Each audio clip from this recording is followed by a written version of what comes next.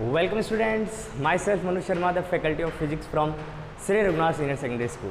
तो बच्चा लोग अपन चैप्टर नंबर फर्स्ट जो 12th क्लास का चल रहा था उसको आज कंटिन्यू करते हैं।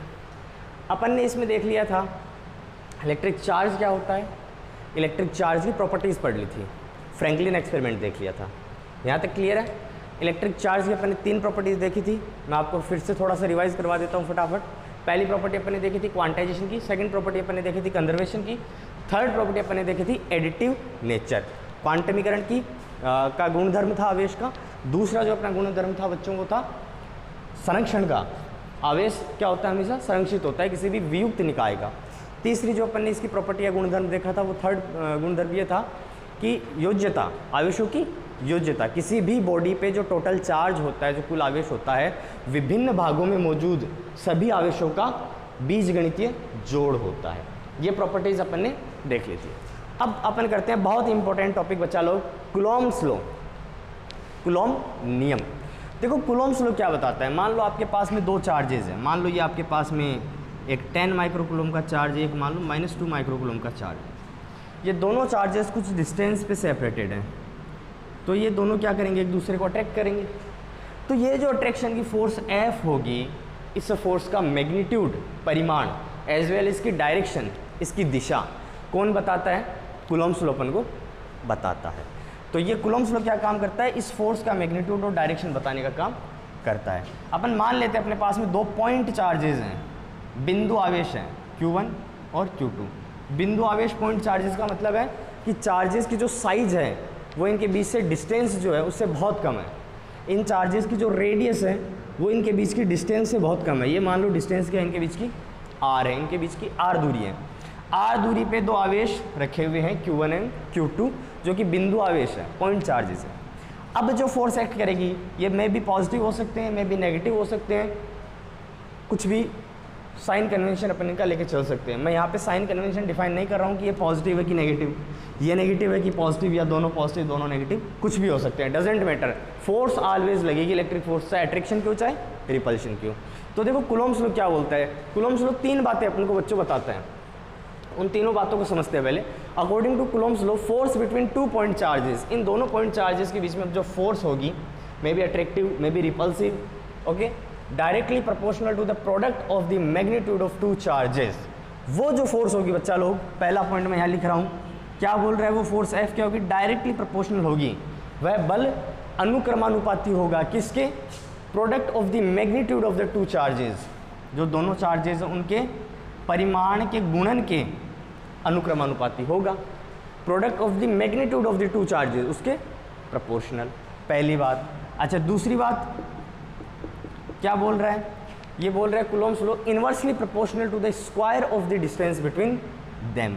वो जो फोर्स होगी वो इनवर्सली प्रोपोर्शनल होगी किसके, square of the distance between them. जो इनके मध्य की दूरी है उसके वर्ग के व्युत्क्रमानुपाती होती है। इनके बीच में जो बल होती है, आकर्षण की या प्रतिकर्षण की जो बल होती है। थर्ड पॉइंट क्या बोल रहे हैं, देखो थर्ड पॉइंट जो है वो क्या करता है, इस फोर्स की डायरेक्शन बताता है, क्योंकि फोर्स क्या है, एक वेक्टर क्वांटिटी अपन जानते हैं, तो यहाँ इसकी डायरेक्शन डिफाइन करना जरूरी है। क्या बताता है, x along the line joining these charges, in charges को ज्वाइन करने वाली लाइन के अलोंग ये फोर्स ऑलवेज एक्ट करती है। कहने का मतलब इन चार्जेस को ज्वाइन करने वाली जो लाइन है, ये रेखा, इसके अलोंग ऑलवेज ये फोर्स एक्ट करेगी, ये बल इसके अनुदिश होगा। ये मान लो यहाँ पे अपना 10 माइक्रोकूलम चार्ज है, यहाँ पे -2 माइक्रोकूलम चार्ज है, तो ये चार्ज जब इसको अट्रैक्ट करेगा तो ये डायरेक्शन होगी इसकी वेक्टर की।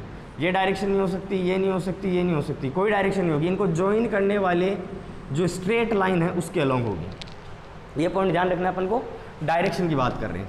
अब देखो फर्स्ट और सेकंड पॉइंट्स को जब बच्चा लोग अपन कंबाइन करते हैं तब अपन को क्या मिलता है। देखो पहला है कि Q1 Q2 के मैग्नीट्यूड के प्रोडक्ट के प्रोपोर्शनल होगा। दूसरा है जो फोर्स होगी वो इनवर्सली प्रोपोर्शनल होगी to the distance of the square between them. तो इनको मर्ज कर देते हैं। देखो मर्ज करने पे क्या मिलेगा, F proportional to mod of Q1 multiply by Q2 divide by R square. इनको मर्ज कर दिया। अच्छा, अब जब भी प्रोपोर्शनलिटी के साइन को रिमूव किया जाता है और इक्वल में कन्वर्ट करा जाता है तब अपन जानते हैं क्या यूज लिया जाता है, ऑलवेज है कांस्टेंट, एक नियतांक अपन यहाँ पे पुट कर देते हैं, और नियतांक पुट करने के बाद आप इस प्रोपोर्शनलिटी के साइन को किस में कन्वर्ट कर सकते हो, इक्वलिटी में कन्वर्ट कर सकते हो। क्या बनेगा, K mode of Q1 Q2 divide by R square. ये आपका कूलम्ब्स लॉ बना, इक्वेशन 1 आप इसको दे सकते हो। अब देखो ये जो के यहाँ पे अपन ने लिखा है, इस के का क्या मतलब होता है? This K is known as Coulomb's constant. Coulomb नियतांक है यहाँ पे जो के है, और इस के की जो वैल्यू होती है वो डिपेंड करती है मीडियम पे। जो माध्यम है, इन चार्जेस के बीच में कोई ना कोई मीडियम तो रखा हुआ है। हो सकता है कि वैक्यूम में हो, एयर में हो, वाटर में अपन ने 2 चार्ज रख रखे हो, 2 ही नहीं, मोर देन 2 चार्जेस भी हो सकते हैं, आगे बात करेंगे। तो ये जो बीच का मीडियम है, इस मीडियम पे इस कांस्टेंट की वैल्यू डिपेंड करती है। और अगर के की वैल्यू मीडियम पे डिपेंड करेगी तो ऑब्वियस सी बात है इस फोर्स की वैल्यू भी इस मीडियम पे डिपेंड करेंगी। देखो कैसे करती है, तो इसमें अपन देखते हैं।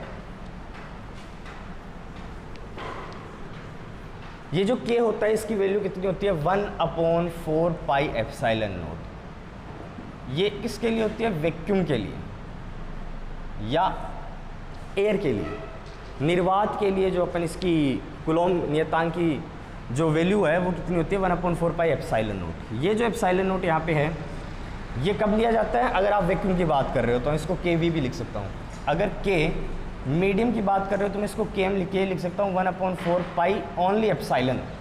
ये जो एप्सिलॉन नॉट है वो सिर्फ एप्सिलॉन में कन्वर्ट हो जाता है in the case of medium, ठीक है।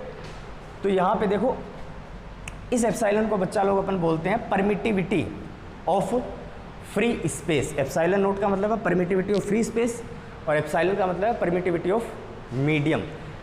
विद्युतशीलता, माध्यम की विद्युतशीलता, ये विद्युतशीलता किसकी? निर्वात की। एप्सिलॉन क्या होगी? विद्युतशीलता माध्यम की, ठीक है। अब इसकी देखो जो वैल्यू होती है बच्चा लोग, वैक्यूम के लिए फिक्स्ड वैल्यू मैं आपको बता रहा हूँ। वैक्यूम के लिए इसकी वैल्यू होती है 8.85 × 10⁻12। यूनिट क्या होगी? तो यूनिट अपन यहाँ से निकाल सकते हैं। देखो F is equal to 1/4 pi epsilon not. K की जगह मैंने वैल्यू पुट कर दिया, mod of Q1 Q2 divide by R²। तो यहाँ से मैं अगर एप्सिलॉन नॉट निकालता हूँ तो देखो क्या बनता है? 1/4 पाई F mod of Q1 Q2 upon R²। Simple. 1/4 पाई की कोई यूनिट नहीं होती, कोई मात्रक नहीं होता। बल का, फोर्स का मात्रक अपन जानते हैं न्यूटन होता है।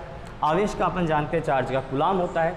और जो डिस्टेंस का अपना यूनिट होता है वो कितना होता है बच्चों? मीटर। उसका स्क्वायर है, उसका वर्ग है।